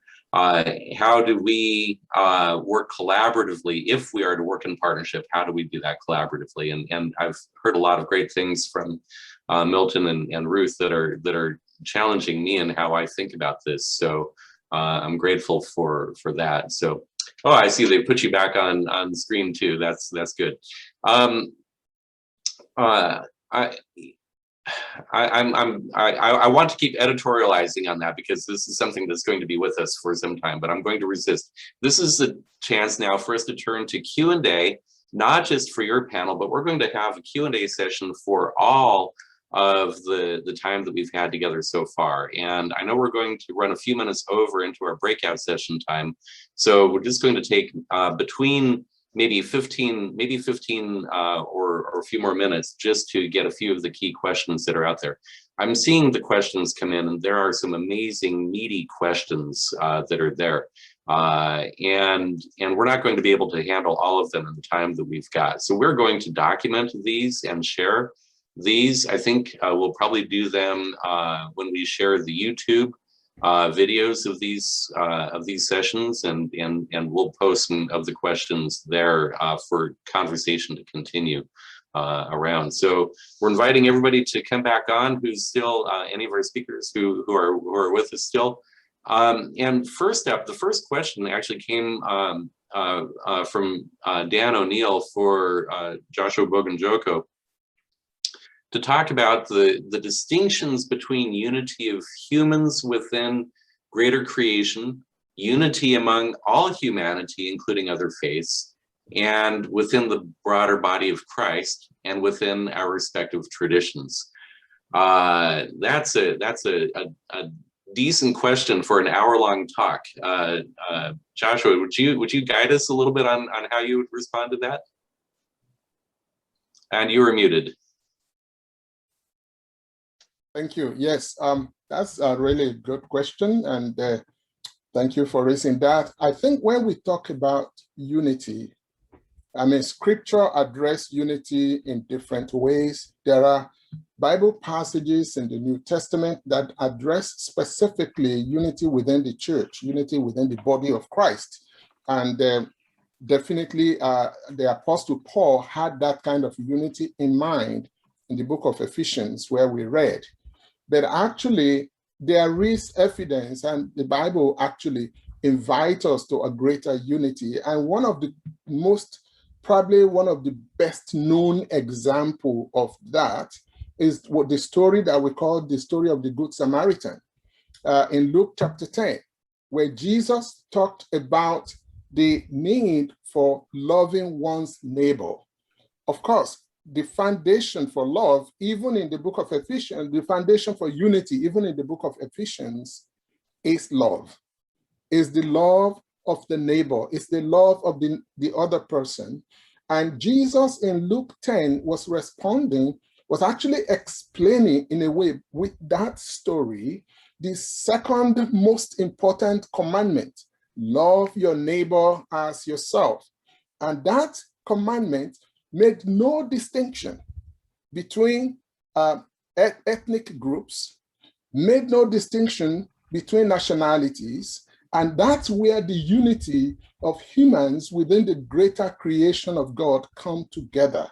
It is that command to love our neighbor as ourselves. Remember, the Samaritan was not the right person to have cared for that presumptive Jewish man who got waylaid on the road.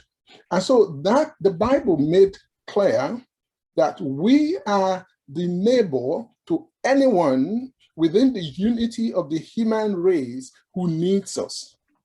We are the neighbor to that person. And then when you talk about unity within the broader body of Christ, then you are now looking at how the people of God come together to work together. And that can be in different spheres. And of course, there are many passages in the New Testament that will speak to that. In the New Testament, especially in both the gospel and in the epistles, the word you is most commonly plural. It's often pointing to a whole group of people, not an individual. Most of us read English, and there are many who speak other languages here, and for who that would be obvious. But in English, it's not always obvious. And when you read this as individual yous, we tend to think of ourselves in a very narrow unity. But when you read it as a plural you to a whole community, it changes our perspective on that unity. But also within our own traditions, because even the body of Christ are broken down into different traditions and even different denominations. And even within denominations, you have even smaller units of different views. But the emphasis of Scripture is that we're able to overcome those challenges, those differences in order to serve one another. And especially when you go back again to the great commandment and the second most important commandment, love your neighbor as yourself. Terrific. Wow. Thank you for that. We had a question that I would like Dr. Cherian to answer. And where did I put it? There it is. When health is considered more regionally centralized, how do we add a global faith to it? I thought it's the thing. I thought it's the thing to unite us, like faith. Any thought about that? Regionally centralized health. How do we add global faith to that? Dennis, any thoughts? And then I might open it up if anybody else wants. Well, I'm thinking about it a little bit more. I mean, even though it's regionally based, I would say the health issues that we face are universal in nature, irrespective of what region you are. And how does faith play into that? I guess in any context that we live, it's not homogeneous, or faith traditions are heterogeneous, which means that bringing together different players and the faith traditions, and as I said earlier, able to bring together messages that are faith sensitive and is inclusive of the faith traditions and differences of various faith, I guess are important in any response that we would have, irrespective of whether it is a regional context. I mean, extensively, in context, but particularly in Asia, where it's a very heterogeneous, all kinds of faith you will find there. So that's my quick thought process as I keep thinking through again, but I can keep thinking. Oh no, that's terrific. And I a similar question that came up around that I'd like Dr. Mwenda to talk about, focusing in on Kenya. Question was, I saw you place particular emphasis on ecumenical work in Kenya for health services. How do you overcome the disparities linked to religions to act effectively in the community made up of Muslims and Christians? Thank you very much for that question. As I had indicated, Christians here in Kenya and in several sub-Saharan African countries, I think I've had involvement in health work for many years. And some of those institutions have actually survived over the years, and they have continued to grow and expand. And these were established not to serve Christians, really. It's as a part of the Christian expression of their response to the commission to reach out and serve. So whenever we have opportunity to serve, both as the institution providing services, but also as Christian Health Association of Kenya, which does public health programs, we are more than happy to run programs in any part of the country with the communities there. We've had programs in communities which are Islamic predominant. The other thing is that you find a way of working with the people on the ground. When you bring on board community health workers or community health volunteers, you get from them as well, and make sure you're collaborating with the government, which has the role of coordinating a health service at that particular area, and you are well aligned to WHO guidelines or government guidelines, so that it's not about your faith or religion, it's more about bringing public health program for public health good. Thank you. Remarkable. Any other comments from any of the other members here that you'd like to speak to about the regional versus global, or these kind of issues about working across faith lines? Any other comments? I'll go to another question if you don't. I was intrigued by a comment that came about how do we move from mission follows money to money follows mission in global health? And particularly mission being driven from localized leadership. How do we do that? It really seems like the institutions that hold the purse strings wield enormous power. And how do we overcome that? Any comments? I'll take Jono, Milton, Ruth, anybody? Yeah, I mean, one of the, I think that's a real issue, because if we look at just the establishment of the Global Fund, where it focused on AIDS, TB, malaria, and everyone was saying, and WHO had originally proposed that should be, it should address maternal and child health issues, it should address health systems issues. And the answer, when I asked Dr. Brundtland's number 2, why women and children got left out, he said we couldn't sell it to the parliaments of the North. The point being, we've got to make the case, and I think that people, and realize people, and I've learned this the hard way. People do things for their reasons, not our reasons. So we tend to go in with the evidence and all, but what a political leader wants to know, and those are often the decision makers, in real and human terms, what's the problem, and what do I have to do to address it, and what will be the result? And I think if we can really understand, and that's where the advocates, like the South Africa folks who overcame President Mbeki's AIDS denialism, which cost 500,000 people. They did the research first. Good point on research. Then they mobilized, and then they went to court. They used all of the tools.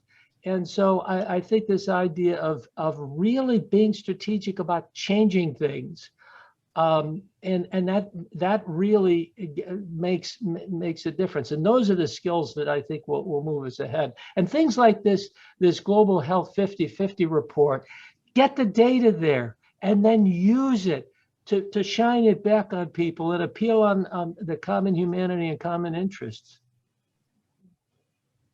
Yeah, and I could add a voice to that and say that, yes, that's a real problem. And if you look at it traditionally, a grant would come to a principal researcher who is in the north, and then the program has to be done in the south. And I have worked on programs such as those where funding has been given, say for MNCH, it can only go to MNCH. We got onto the ground, the women can't breastfeed, they can't do the kitchen gardens. Why? Because the priority is water. But we are unable to say, can you change this fund? And that's why for me, it's critical not to look at the issue of coming to the table from the output levels of employment, what kind of mix of food do we have at the table, but look at the top of the tier where the decision is actually made. Who do we have giving out the resources? Who is on the table dividing these resources? And one clause I wish that could get out of especially NGO work or global health work is saying, we are looking for XYZ position to act on an advisory committee, must be able to work in X country, must already have the rights to live and work in wherever.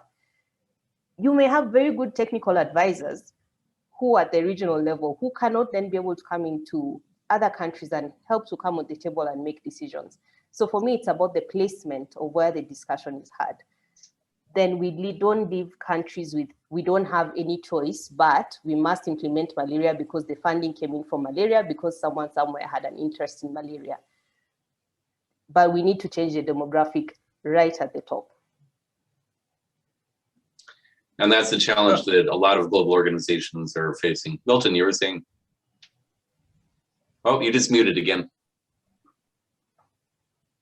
I would like to share one thing that I learned during this pandemic. Back in March, April of 2020, when people didn't know how the pandemic would evolve, and everybody was worried because people were dying and lockdowns made people lose their jobs. The faith community came in and did their work of compassion. But there was something more important that they were able to give to people. And this was something that we emphasized, that they could give people hope. Because a lot of communities were worried, a lot of families didn't have anything to eat. But churches were mobilized by many organizations, many of them faith-based, and they worked through the churches in remote hamlets throughout the Philippines. But the impact of that assistance that they provided was more than just the assistance. It was the fact that people cared, and that gave people hope. That's one thing very important I learned during the pandemic, that the sharing of hope doesn't cost anything except your time as an individual. That is a part of the legacy that Christians have that goes back to the early centuries, the founding of the church even. The Christians have provided that hope and have been responsive to the needs of people. There was a great question that was posed about how do you, what was the question? What rigorous evidence do you have about the role of faith and faith-based organizations in global health? That's a huge question. I don't want to tackle that one here. I just want to note that there was a good response to that came from several participants in the chat. Very helpful to have that sort of back and forth happening in the chat. If you want to see the contents of that, that's the type of information that we'll share afterward. But I'm going to, I just want to put one last question, and I'll take two people that might respond to this. And I'm merging two questions. One of the questions was, how do we bring global, how do we bring unity in global health when we continue to use language that puts people in two large categories, like North and South, us and them?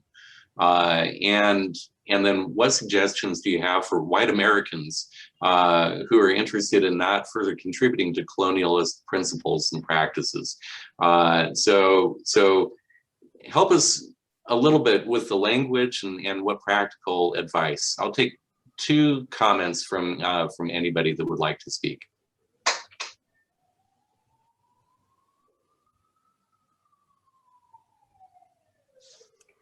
I'll take a shot at it.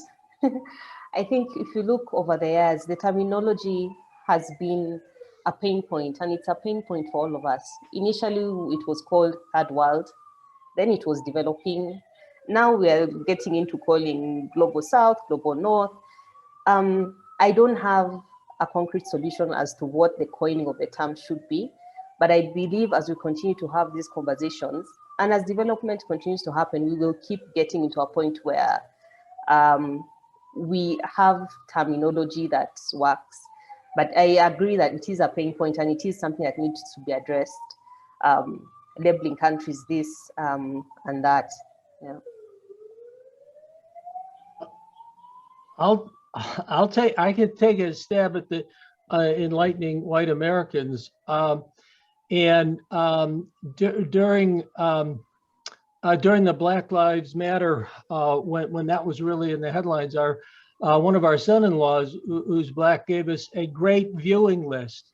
And I think looking at the history and looking at the evidence, the other thing that if anybody who hasn't done it, if you want to get a good summary of some of this, the audio books of people like Bernie Sanders and Elizabeth Warren, they go through all of the evidence. I mean, we have let society become so stacked where whether you're talking about housing loans, whether you're talking about arrests, whether you're talking about education, whether you're talking about loan forgiveness, the evidence is clear of the inequities. The history is clear that these weren't accidents. These were basically and I don't want to get political. Basically, it was a collusion of silence on the part of some folks and action on the part of the others. Martin Luther King said it wasn't the overt racist that worried him; it was the silence of the white community who agreed with where they were going. So I just think the evidence of where we stand in every sphere of life, and the history of how we got there, and then the practical steps we can take to right those historic wrongs. And because there are clear things we can do to dissemble the sources of inequity and really root out some of the attitudes, the racist attitudes that are prevalent in key parts of society that really like I won't start pointing fingers, but really root out those deep-rooted racial biases with history education and accountability. I mean, really set some expectations for getting folks out of prison for these ridiculous things, and just some real concrete indicators of measurable progress. Because one of the principles of global health we've seen over years is what gets measured gets done. Not always quickly, but that's why these things like the global health 50-50 are so key, because it really makes clear how outrageous these inequities are. Thank you. Yeah. Long answer to a short question, sorry. No, but a complicated question. And at the heart of it all, I think it's going to have to start with all of us repenting in our hearts and seeking together what God has for us in a new way of thinking and living. So friends, I don't want to close off if there's any final thought from any of you that you would like to share here. Well, Doug, if I can try, just wanted to propose that in terms of to build greater unity in global health, we have to be intentional, right from how we initiate these programs in the design, and we have to involve participation of the targeted countries or communities or partners. And we have to work in partnership, collaborating along the way, in implementing, in learning, in sharing lessons, but also in responding to issues that arise from communities that we are implementing these programs with. Thank you. Perfect. Thank you. I just would like to add to the question on language that one of the challenges we face is that we have to use a common language to understand one another. But in defining what language we use, those who have power will always dictate what the language is for the rest. That's just the reality. They said history is written from the perspective of the victor, especially histories of wars. And I think that's why listening to one another is extremely important. One time I listened to a friend who said to me, look, we talk about governments being secular in Africa, a secular government. He said, but the word secular does not exist in my language. So how do you describe a secular government? Wow. To a community where that word does not exist in their language? How can a government be secular when it doesn't even exist in their concept of living? So these are some of the examples of the power that language have over people.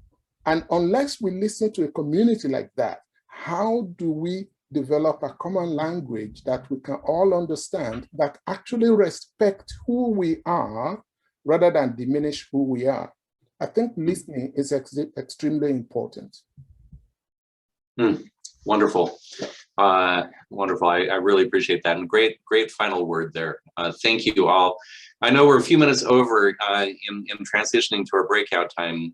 These were just such wonderful questions that came. Thank you all to all of the participants who have shared questions. And I see a very active dialogue happening in the chat because the speakers have all ignited people's minds around these issues. So thank you. That's exactly what we hoped to happen. So now I think my part of this journey today is done. Again, I want to thank all of the speakers who've been with us, and I'm going to now hand it back over to Mo.